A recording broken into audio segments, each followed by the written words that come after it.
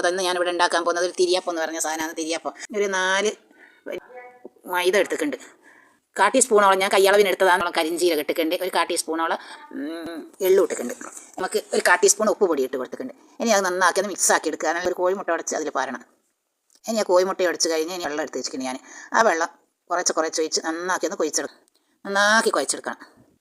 ഇനി എല്ലാം ഞാൻ കുഴച്ച് ചെറിയ ബോളാക്കി വെച്ചിട്ടുണ്ട്. മതി.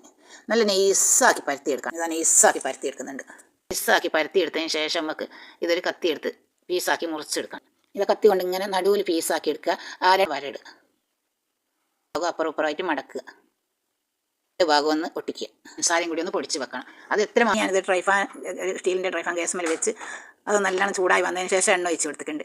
ഇനി നമ്മൾ ഉണ്ടാക്കി വെച്ച തിരി അതിലേക്ക് ഇട്ട് കൊടുക്കുക. ഓരോന്നോരോ ഇരുന്നവരെ ഒന്ന് മറിച്ചിട്ട് കൊടുക്കുക. നല്ലോണം ഇതിന് ഓരോന്നോരോന്ന് കോരി എടുത്തതിന് ശേഷം ഒരു പ്ലേറ്റിലേക്ക് മാറ്റി വെക്കുക.